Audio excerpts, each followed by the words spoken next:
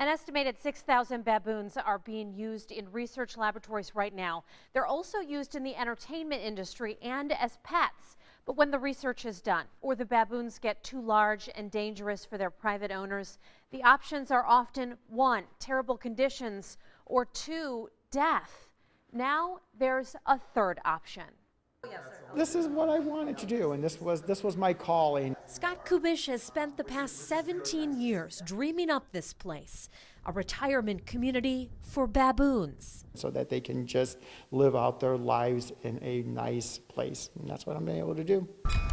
And now he's living his dream. So this is Elsa and Olivia. This is the Peaceable Primate Sanctuary in Winnemac, the only baboon facility in the country. It houses 16 baboons. They all have their own little quirks and little things that they do, and that's what makes them special.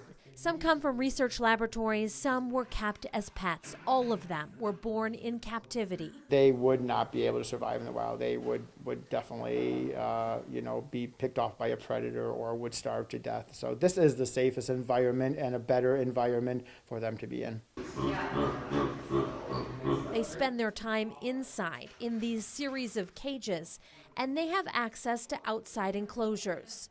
Not only that, but the sanctuary just opened a brand new 1-acre outdoor enclosure so they can live more like wild baboons. He's never gone up on one of those culverts, ever. Kubish believes this sanctuary allows these baboons to live a better life. It's not the best, but it's the best that we can do in a captive situation. Most of the baboons here live in troops. This is Jerry's troop.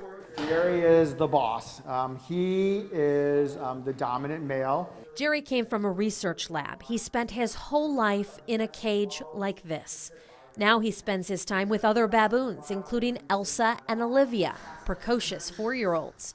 They were taken from their mothers when they were a week old and sold into the pet trade. Baboons easily spend the first 4 years with their mothers constantly.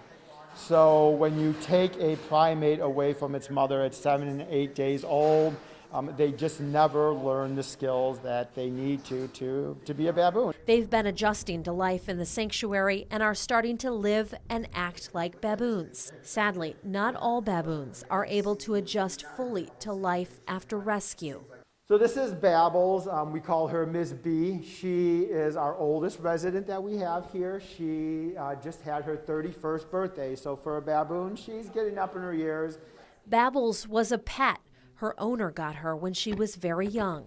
And she craves human attention. She doesn't really know how to socialize with other baboons, and that can be a problem. She either attacks them or she is attacked. Babbles cannot be with people either. It's too dangerous. It's hard. It's tough. There's a lot of nights where I get very upset seeing Babbles in this situation because I want to do better by her, but I just can't. There is nothing else that I can do for her. Still, Babbles is happy.